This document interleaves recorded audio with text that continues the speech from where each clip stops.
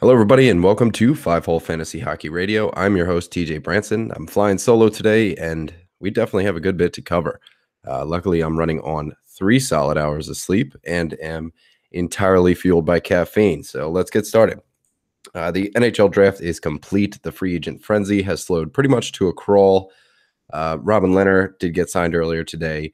He's going to play for the Islanders, presumably as their starter, but there's really not much more than that to say about that. Good luck to the Islanders going forward. You guys, at the very least, had a stellar draft, so that does play well for you guys going forward. There's still plenty to be.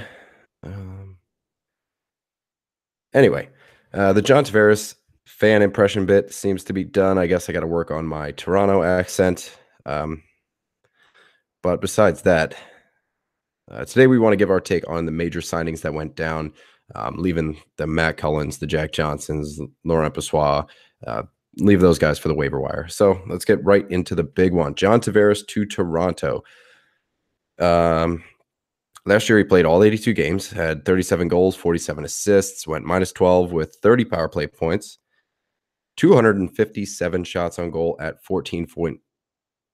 257 shots on goal at 14.4%. That's a little bit higher than his career average, but he's John Tavares. He's gonna be fine. John Tavares blew the lid off free agent weekend. The impact in New York is largely negative, and the implications it has in Toronto are largely positive. So imagine that.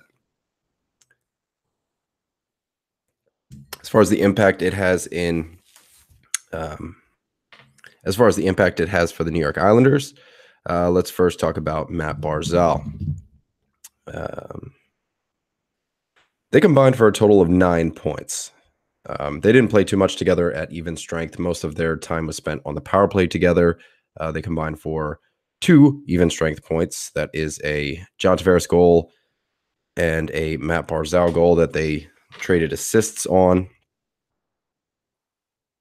They combined for 2 even strength points throughout the entire season. Matthew Barzal assisted on 6 of John Tavares' goals. 5 of them were on the power play, 1 at even strength, and Tavares assisted on 3 of Barzal's goals, 2 on the power play, 1 at even strength. So Barzal, with Tavares being gone, is going to likely be moved up to the first-line center position. He's going to be seeing the tougher matchups if he is moved up to line 1, which I think will happen. There's also the prospect of more ice time. So it is kind of a bit of a double-edged sword here. You're going to have more time on ice, and there's going to be more chance for production, but you're trying to produce against harder opponents. So take that for what it's worth. If you're drafting Matt Barzal and are getting like a 70-point guy, which is going to be my guess for the year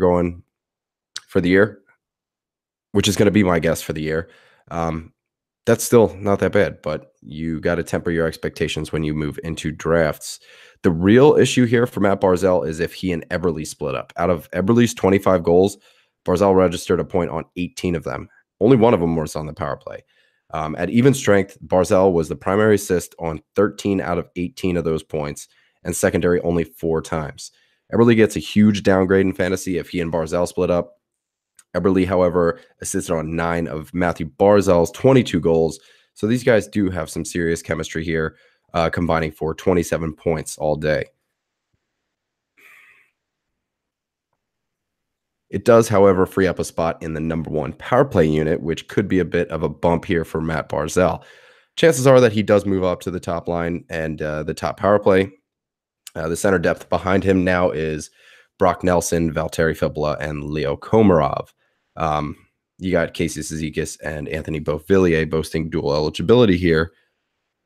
So that could really mess with Eberle, who spent most of his time on the right wing, which is occupied by Josh Bailey on the top line.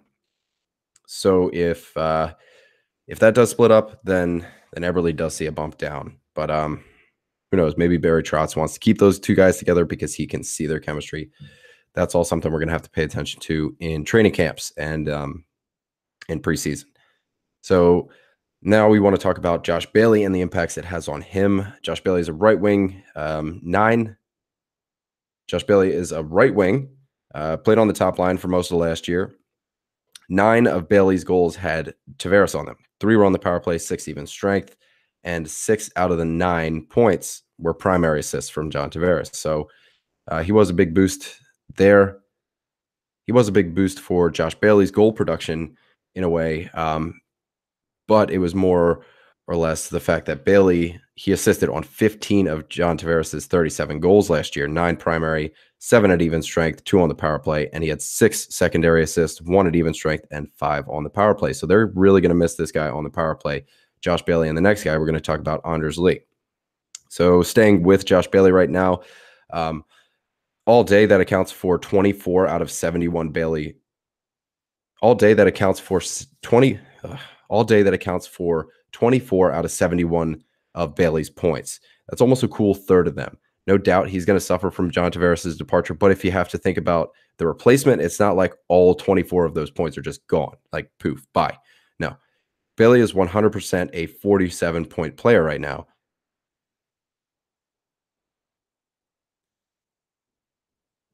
It's not like those 24 points are gone, poof, bye, and now Bailey is like a 47-point player now. Thanks, Tavares, you fucking asshole. No, it's safe to assume that whoever is going to line up with Bailey is likely going to put a dent, however small or large that may be, but nonetheless a dent in that 24-point void. My bet is that Bailey is now a 55 to 65-point guy, depending on who's with him, and probably won't be touching 70 points anytime soon. So a lot's up in the air. Like I said before, the duo of Barzal-Eberle is so effective offensively. They might not want to split that up, but if that is the case, Bailey and Eberle are both right wings.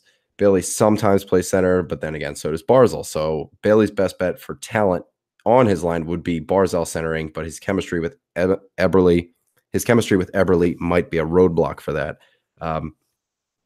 My guess going forward, or my guess for next year, is that it is going to be Josh Bailey, Matt Barzal, and Anders Lee on the top line, with Brock Nelson probably getting that second line position with getting that second line center position with Eberle and Beauvillier probably. Now we're going to move on to Anders Lee and how it affects him. Now we're going to move on to Anders Lee and how the John Tavares departure affects him. Anders Lee scored 40 goals last year.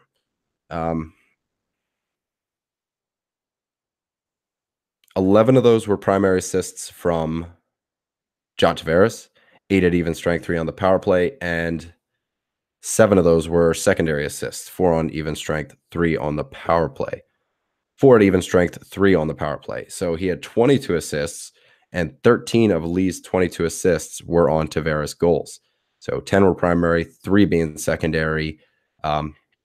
He had 8 at even strength, 5 on the power play. Bailey isn't much of a playmaker, consistently scoring like twice as many goals as he does assists in any given year. But if Barzal winds up on his line, you might see his goals float around the same, because Barzal is he's a playmaker. He had a good amount of assists last year. Barzal's a playmaker. So Barzal's 22 goals is a stretch from John Tavares' 37. But like I said, Barzal is a playmaker and Lee is a goal scorer. So there could be something there. We could be looking at a top 6 of Lee, Barzal, Eberle for maximum offense on that top end, and a second line of Beauvillier, Nelson, and Bailey. Bailey, in this case, is the one to drop in value. If they do keep Bailey on the top line, it would be Beauvillier, Nelson, and Eberle, which is what I'm thinking is going to actually happen, and Eberle is the one who suffers there. For Anthony Beauvillier, I don't see much, if any, change in his projected performance. The only thing in play is if Brock Nelson's on his center instead of Matt Barzal, which could land Beauvillier on your waiver wire for a really good chunk of time next year. And then we're going to move on to Jordan Eberle. Like we said before, the same goes for Eberle as it does for Beauvillier. If he's split up from Barzal, then Eberle is due to regress. If they stick together, it would be likely in a first-line role, putting him up against other teams' top lines, top checking lines, stuff like that. And Eberle gets the same double-edged sword as Barzal does, where you get more ice time, but you still you're spending those minutes against tougher opponents. So all in all, the Islanders are pretty much fucked fantasy-wise outside of Barzal. Barzal remains a must-own, and depending on the line combinations, the rest of the roster is kind of a gamble. I'd put Lee, Everly and Bailey down as later round drafts and see how that goes. I'd imagine they're going to be drafted in most leagues, but could see a situation in which they are left on the table, say your 18 leagues. And that's just going to be until we see what the Isles go with in their top 6. The impact in Toronto, it's really only good news for everybody in the top 6 here. Even better news for the guys that are going to play on the power play with John Tavares. I want to start with Mitch Marner here. Marner had 69 points last year. He had 22 goals, 47 assists. He's a real savvy guy. We all know this. He's a real savvy guy with the puck. He's shown that he's a playmaker and a goal scorer. And now he has somebody with the same offensive qualities as his center. John Tavares is going to be a better setup guy for Marner, and he's a better finisher.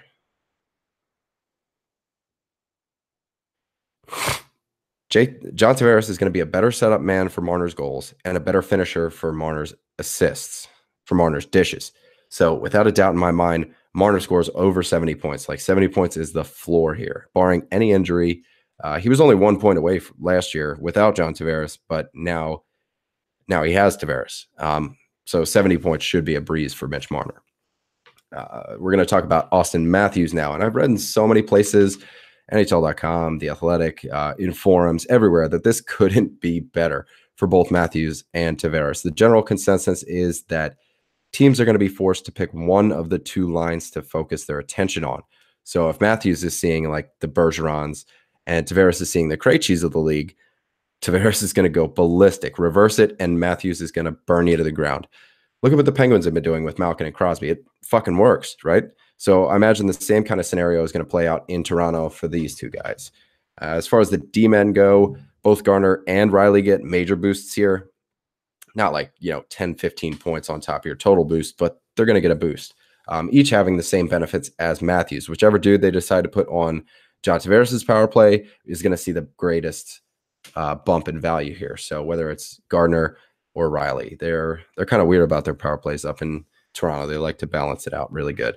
And then whichever schmuck they decide to throw onto John Tavares' left wing. Right now, Daily Faceoff has Marleau, Matthews, and Nylander rocking one line, and then Hyman, Tavares, and Marner rocking the second line. So if this is true, then both the left wings see a bump here. Marleau stays about even with where he was last year, and Hyman sees a bump. Hyman did have stints on Matthews' line last year, which were like really ideal, which were really ideal for streaming.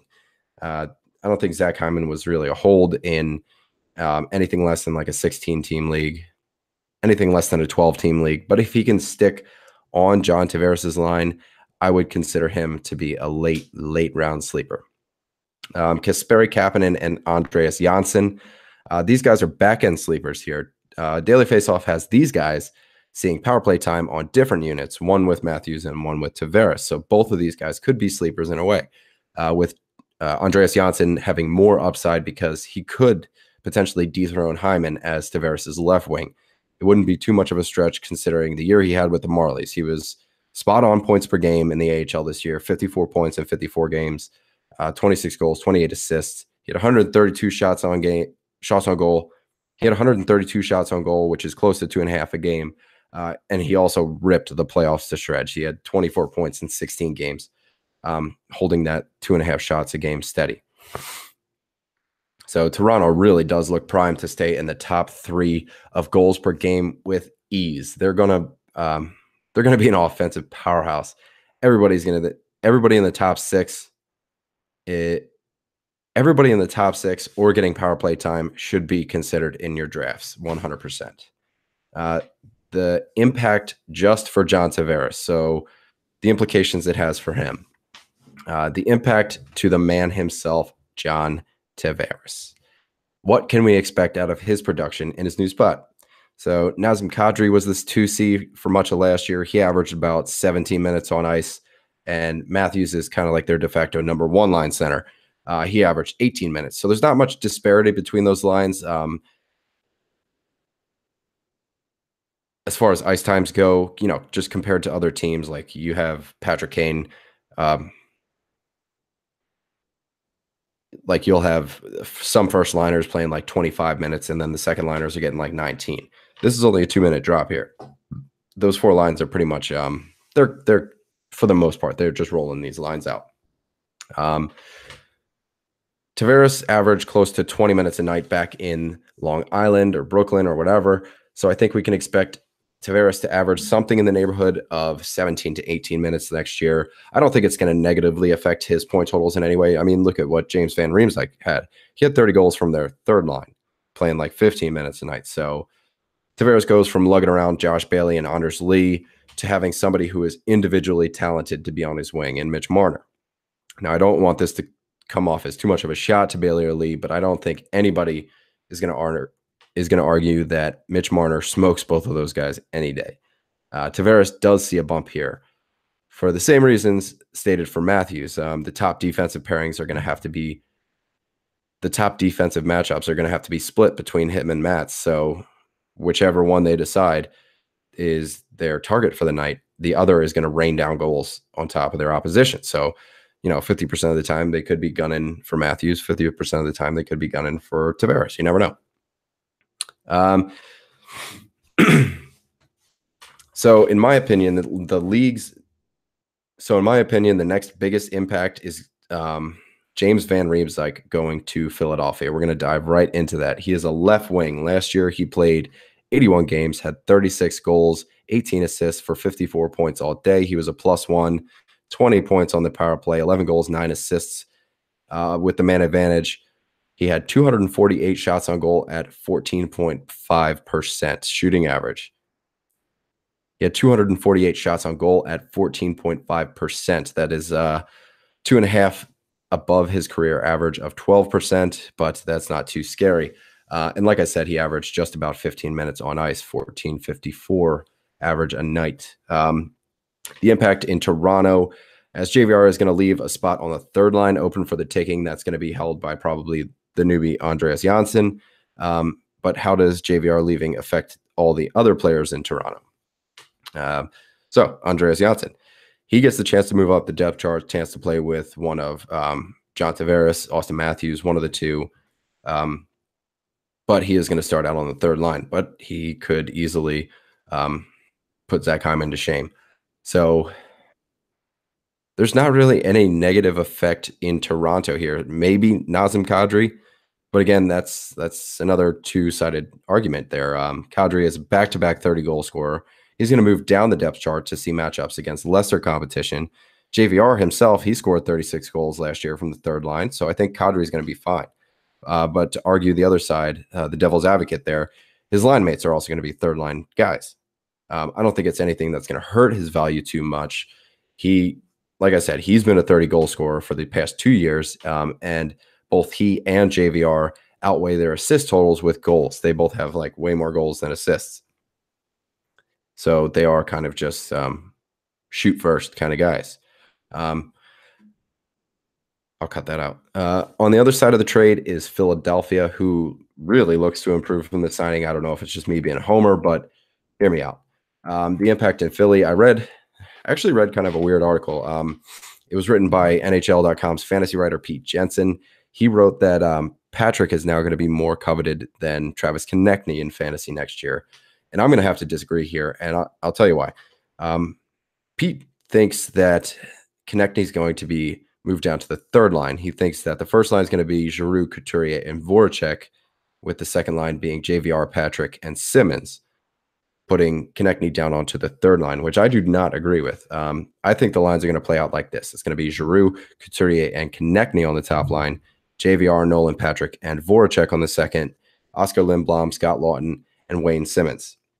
And then the fourth line is going to be like Raffle, Wheel, and maybe just some prospect, hopefully not Jori Lehtera, onto that fourth line. Maybe like Nicholas Aube-Kubel or just one of our other right-wing hopefuls coming up. The power play units are both going to benefit here, as there's going to be more top-end talent to go around.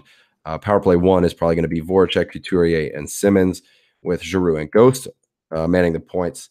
And then you got power play 2 of JVR, Nolan Patrick, Travis Konecny, some random player, and Ivan Provorov. So I think Nolan Patrick does get a huge bump here, but where I disagree with Mr. Pete Jensen is the fact that TK is going to get moved to line 3, rather than where he was like super fucking lethal last year on line 1 with Giroux and Couturier. Ivan Provorov could also see a pretty good bump here too. Now that power play 2 isn't filled with like human shit piles of Yori Laterra, Val Filppula. So he's going to see a little bump there just basically on the power play. Voracek is now going to be playing with a Nolan Patrick who in the latter half of the season started showing his true colors a little bit. In Patrick's first 29 games, he only scored 2 goals and had 5 assists. In the 44 games that followed, he put up 11 goals and 12 assists. So he was coming off an abdominal surgery that plagued his offseason last year and was not able to train or hit the ice or any of that. So not only did momentum play in his favor this year, but this offseason, he is going to be able to train. Patrick is going to come back as a better player, hopefully, and Voracek being a natural playmaker and having a Nolan reborn on his line and a JVR to dish to, Voracek should also see a bump in value. Going back to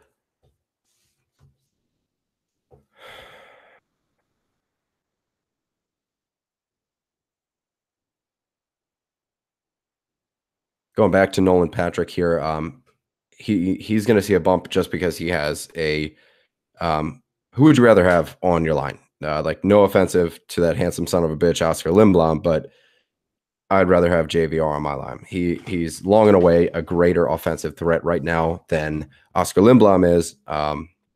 So obviously Patrick playing on the same line is going to benefit. So just the impact for James Van Riemsdyk as a fantasy player. I'm seeing a lot of salty Maple Leafs fans out there saying that JVR is not going to be shit without Mitch Marner, that Mitch Marner was the only reason JVR was able to put up 30 goals in under 15 minutes a night. But here's the bone I have to pick with that. Mitch Marner had 47 assists. Of those 47, 12 were to James Van Riemsdyk. Of those 47 assists, 12 were from JVR goals. 8 were primary and 4 were secondary. And if my line projections are right, then JVR is going to be playing with Jakub Voracek, who logged almost as many assists as Marner had points. So Voracek had 65 points last year. That's an 18% increase in assists to go around. And if all things were equal here, if we're going straight stats, which I don't believe we should, but if we're letting the numbers dictate a prediction here, an 18% uptick in goals would put JVR from 36 up to 42.5. Not to mention that his 15 minutes of time on ice is 4.5 minutes less than Voracek played, which, I can bring that up because if JVR play on the same line, if JVR and Voracek play on the same line together, their time on ice is probably going to be similar. So let's put another wild prediction out here now. Voracek played an average of 19.5 minutes on ice last year, and JVR's average time on ice was just under 15. So Voracek played 23% more minutes on ice than James Van Riemsdyk. So let's take that 42-goal prediction and tack another 23% on there for a grand total of 51.6 goals, rounding out to 52 goals. Now, I know this is complete bullshit to say that JVR is a 52-goal scorer, and I'm not at all like predicting that or projecting it or telling you to draft him as such. But I also think it's bullshit to say that Marner is the reason for JVR's success. I think he's going to do just fine in Philly and is probably going to eclipse the 30-goal mark with no problem. Could even make a push for 40. He does see a pretty good fantasy bump here with this signing. Like, no knock on Mitch Marner. But as far as playmakers goes, it's just in the numbers, man. Like, Voracek, he's got him. So I guess I can get off my high horse a little bit here in Philly. And now we can talk about James Neal.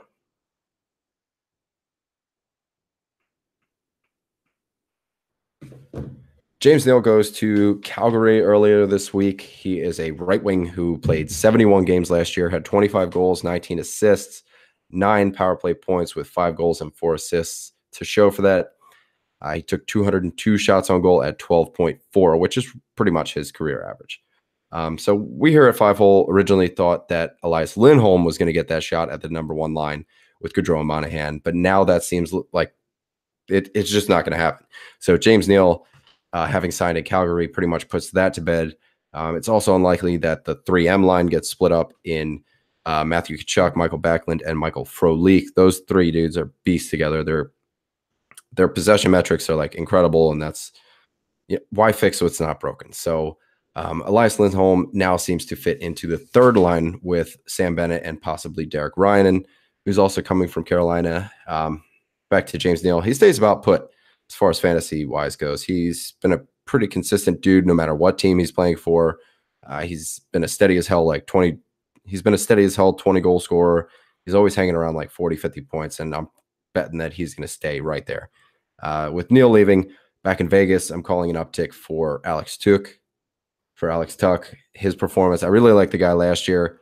I think he's going to pan out really well, and I'm pretty confident that he is going to beat out Thomas Tatar for that number 2 right wing spot. Sticking in Vegas, man, Paul Stastny signs in Vegas.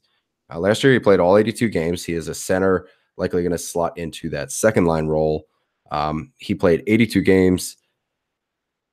He played all 82 games, had 16 goals, 37 assists for 53 points all day, 9 points on the power play, 3 goals, 6 assists, and had 159 shots on goal at 10.1%, which is 2.4 below his career average. Stastny had his best year points-wise since 2013-14. He played all 82 games and put up 53 points. He's projected to play behind center William Karlsson, which seems like a safe bet. His projected line mates right now are Erik Haula, and like I said, I think it's going to eventually be Alex Tuch, but right now it's projected to be Thomas Tatar. They're likely going to start with Tatar just because, they gave up so much to get him. It's almost like an obligation. Honestly, I see Stastny moving laterally. Fantasy-wise, I think he had a better upside on the third line in Winnipeg than he does on the second line of Vegas, but that's not my choice. That's the GM's, whatever.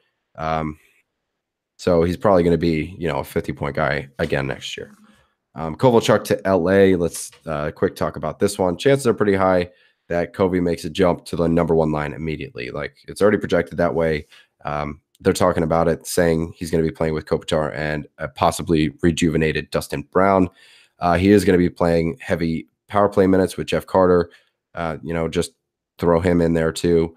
I'm putting Kovalchuk kind of in the 65-point range, give or take 5 points. So like 60 to 70 points, I think would be safe. That's all I really got on Kovalchuk. I haven't seen him in the NHL in a few years, and it's really hard to predict. I mean, look at what Radulov did. That's pretty much the comparison we can have. They both put up really good numbers in the KHL, come over, and in the first year, I think Radulov put up 53 points. If I'm not mistaken, maybe 54. I could be wrong. Let me know. So I'm going to put Kovalchuk at like 60 to 70 points. And even doing that, I feel like I'm kind of highballing. So take that for what it's worth. The next one I want to talk about is Michael Grabner to Arizona. He's a right wing, played 80 games last year, had 27 goals and 9 assists for 36 points all day. So just those stats, I mean, they say pretty much that Michael Grabner is like super greedy, and it all shows. They're all goals, and there's barely any assists. He does capitalize on empty net goals often, and he's always primed to get some shorthanded goals too. So it looks like he's going to be playing with Galchenyuk on the second line. He might see some power play time, but he's more of a penalty kill guy, like I said before. Doesn't really do too much on the power play. I'm not sure if he's going to be putting up 25 plus goals, but he's definitely going to hit 20. It doesn't seem out of reach. It's just I don't trust the Coyotes to score goals, and that's it. Another one that could have some fantasy impact here, Anton Khudobin goes to the Stars. He's going to replace Kari Lehtinen for the backup for Bishop. This is an obvious upgrade for the Stars, and it's pretty much a lateral move for Khudobin in fantasy. You got Yaroslav Halak taking the backup spot in Boston now. Yikes. If I were to guess, that means Tuukka Rask is going to be playing a hell of a lot more games next year. Now I want to do a bit of chatter about some of the trades that went down. So not the signings, but you got the Ryan O'Reilly trade, the Hoffman debacle, Grubauer move just before the draft, the Carolina and Calgary trade, and then you got the Galchenyuk for Domi trade. Let's start right off with the big fish here, Ryan O'Reilly. He goes to St. Louis, but we're going to start talking about the impact in Buffalo first. So I'm just going to real quick go through Riley's stats. to wet your whistle a little bit here.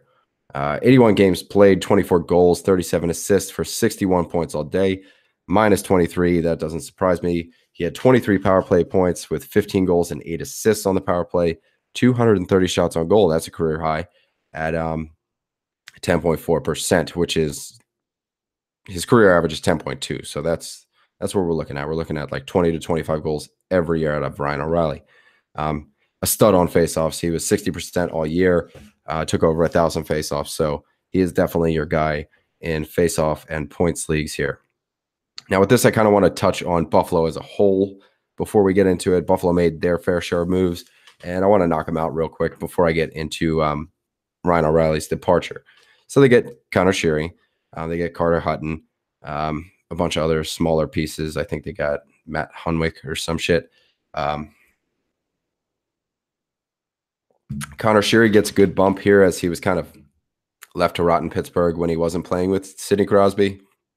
And since the 16-17 season, he wasn't playing with Crosby that often. So now he gets to play with Jack Eichel. And I say that because the left wing depth in Buffalo is pretty bleak. You have Evan Rodriguez and Vladimir Sobotka are his only real competition there to usurp that top line spot. Eichel's a stud. We all know it. He averages a point in 85% of his games and opportunities. So sure, he does benefit from that move. I could, however, see Vladimir Sobotka getting a chance with Eichel. Back in St. Louis, he was tested out every once in a while with Tarasenko, and it wouldn't be a far cry for him to get a cup of coffee with Eichel either. So Connor Sheary gets an obvious bump, not like a Sidney Crosby bump, but he's not undraftable now. He could be like your last pick. Moving on to Carter Hutton. This is kind of a curious case. So, yeah, he put up stellar numbers last year with the Blues, posting a 9.31 in 32 games and a 2.09 goals allowed. But that's exactly it. That was with the Blues. You put Hutton behind the Sabres, who were absolute shit last year, and we could be staring down a goalie who was primed to put up Robin Leonard-like numbers. Best case scenario here is he plays like Antti Raanta did last year. Good enough, but not great for your fantasy team. He'll fill you out on stats like save percentage and goals allowed and those kind of things, but you really want the wins, right? So that's what we're after. So with Ryan O'Reilly, let's move into the implications of him leaving. It leaves a spot vacant up the middle. A spot for Casey Mittelstadt to fill. Casey Mittelstadt gets a serious bump here, and that's because he didn't play last year. Well, he didn't play that much, so his value could only go up. So he gets a 100% boost here. He looks really good too. So he is very impressive to watch. Looks like he'll get some power play 2 time. Daily Faceoff has Dahlin on the first unit right now, which I disagree with. I think they're going to split those. Rasmus is up, the Rasmy up, which could possibly be the case. They could play on the same line, but I think they're going to let him quarterback his own unit and get Marco Scandella the fuck off the power play. So Mittelstadt and Dahlin together on the second power play unit would be good for Casey Mittelstadt's stats. That's a good one. Over in St. Louis, there's a slight chance they put Ryan O'Reilly on Tarasenko's line, but the likelihood of that happening, the likelihood of Schwartz, Schenn, and Senko sticking together is pretty high. So if Ryan O'Reilly is playing second line with Perron and Steen, there's no fantasy boost, and there's no fantasy, like, it doesn't fall. So he should be considered in pretty much the same regard, minus the plus minus. He could be a late round roster filler, like rounds 17, 18, 19. The biggest impact is to Casey Mittelstadt. Honestly, I think he could be a sneaky pick down the road in Buffalo. Now we're going to talk about Mike Hoffman and his fantasy implications only. Left wing, he played 82 games last year, 22 goals, 34 assists for 56 points all day. Had 21 of those points on the power play. Had 257 shots on goal at 8.6%, where his career average is 10.8. The implications in Ottawa, I guess Mikhail Bodker could slot into a second-line left wing spot in Ottawa, and they could roll out 2D on the top line, which would kind of give Thomas Chabot a slight boost. He's already put up 24. He's already put up 25 points in 63 games last year. That's a 33-point pace if he played an 82-game season. So the possibility of top power play deployment, he could easily become a 40-point guy if he stays healthy. Bodker put up 37 points in 74 games last year in similar deployment, second line deployment. He had 8 points on the second power play unit where he is poised to continue in Ottawa. I question his relevance for fantasy just because a sub 40-point guy doesn't intrigue me that much, especially one that is going to be on the Senators and one that doesn't shoot that much. So I'm kind of just staying away from Mikhail Bodker. The implications of Florida, Hoffman is primed to take that second left wing spot, making a top 6 of either Barkov, Dadonov, and Huberdeau with a second line of Hoffman, Trocheck, and Bjugstad, unless, of course, they keep Bjugstad on the top line like he finished out last year, just tearing it up. He was doing really well then. That would push Huberdeau down to the second line with Hoffman, which I think would be more beneficial for Mike Hoffman at even strength. Mike Hoffman's a lock for the number 1 power play unit. He's been a stud on the power play these past couple years, 16-17 especially. When Ottawa wasn't trash, he put up 13 power play goals and 13 power play assists that year. Hoffman was a must-own last year in most leagues to begin with, but I think that's echoed even more now that he's playing even strength with 2 70-point players in Trocheck and potentially Jonathan Huberdeau. So the top 6 out there looks pretty intimidating on paper. And now we're going to move on to the Calgary and Carolina trade, which was Hamilton, Ferland, and Fox for Hanifin and Lindholm. Did I say Hanifin twice? I don't know. I'm drinking whiskey. So let's start with how things are going to look in Carolina. Ferland, he's a big fucking guy. He's a BFG, doesn't mind throwing the body around. And he was kind of like Gaudreau's quote-unquote bodyguard last year. He's going to have most of his relevance in hits leagues. He averages 2.4 hits a game over his career, and he also had a career high 41 points last year. So, like I said, mainly relevant in those banger leagues. He should see some top line deployment with Sebastian Aho and Teuvo Teravainen, but who knows if that's going to stick, or if he's going to be a fit on the number 1 power play unit, or if he's going to be a fit on the number 1 power play unit.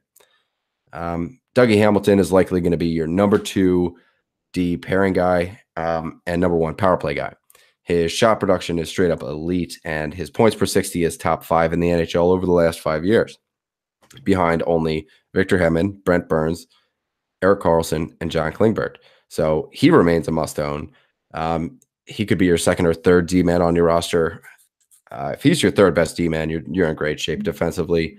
He's not much for hits and blocks, putting up like 80 of each last year, but those are streamable categories when you can have a guy like Hamilton who can surpass 15 goals no problem. Hamilton's fantasy value stays about the same. So not much here that jumps off and says, oh, yeah, hell yeah, he's going to be a stud. And nothing really spells regression either. So I'm guessing he's going to land where he's been between 40 and 50 points next year. Adam Fox, I think is the guy's name. It definitely starts with an A. I think it's Adam. But he went to Carolina. He's a ways out for the NHL, but do keep an eye on him in deeper dynasty and prospect pools. He was like really highly coveted by the Flames organization. And if they wanted to keep him, he must be good. So now we're going to move on to the Calgary side of things. They receive Elias Lindholm and Noah Hanifin. These are 2 young guys that are just trying to find their place in the world. Noah Hanifin scored 32 points last year. He shoots at about 2 shots per game clip, and he averaged just about 19 minutes on ice in Carolina. And he put up 10 goals in that span for the first time. He put up 10 goals for the first time in his three-year NHL career. Noah Hanifin will have some trouble getting into the top 4.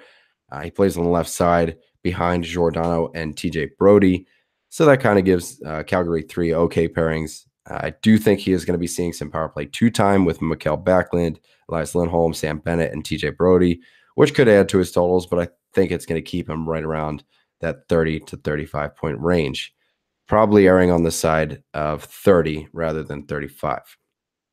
Like we said before, we originally expected Elias Lindholm to take Michael Furlan's spot on the top line, but the James Neal signing has put a stop to that. Lindholm will see line 3 time. Might actually, it's pretty likely. He's likely to get some power play 2 time, pretty much the same status he had in Carolina, making his fantasy value pretty much steady from this trade.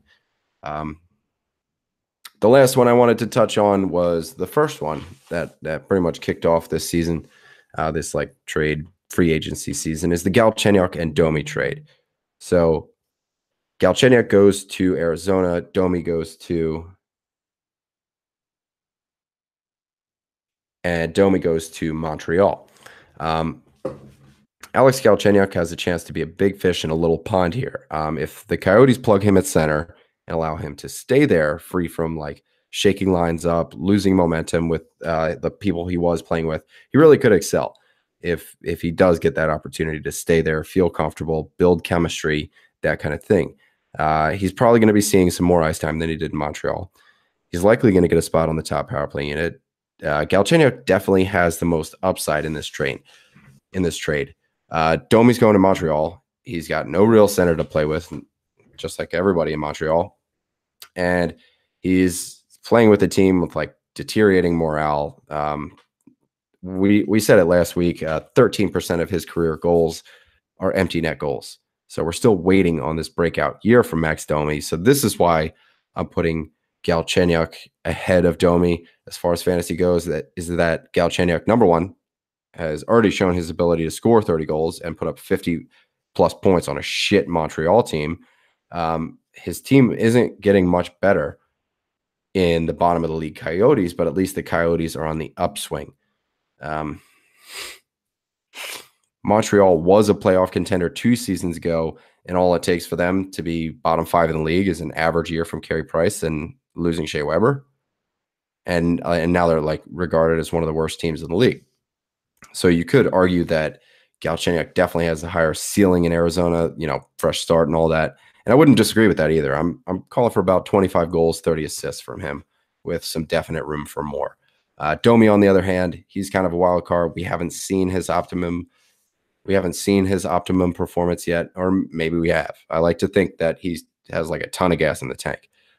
He had a rookie year of 18 goals and 34 assists and 72 penalty minutes. That looked good to start out. He was getting power play time. He scored 3 on the man advantage, and added 12 helpers. So everything from that year to this year was pretty much steady outside the goals. He just can't seem to find the back of the net while there's a goalie in it. So maybe the change of scenery is going to help him out too.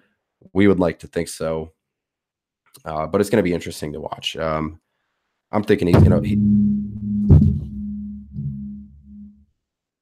he's probably going to be playing on the second line there, with maybe Philip Deneau or I don't know, Thomas Plekanec, or fuck, man.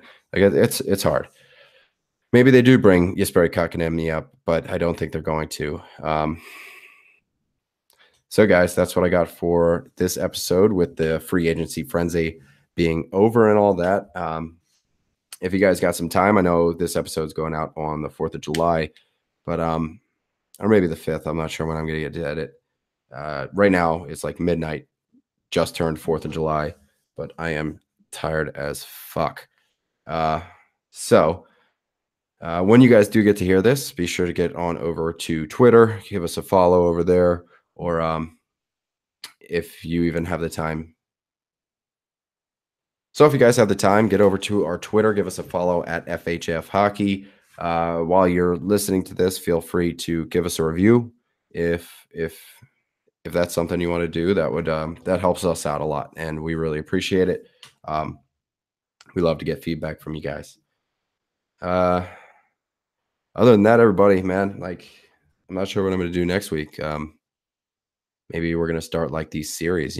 Last year we went through every team and talked about, the top 3 players from each team, which ones to target, how their power plays were going to look, like their top units and second units, comparing them and in which order you would target their players. So maybe that's something we can do. I'm hoping to have Zach back next week. He was sick this week. So thoughts out to him. Yesterday was his birthday too. So kind of a rough day to be sick, you know. But anyway, guys, thanks for listening. I love you, and I'm sure Zach loves you. See you next week.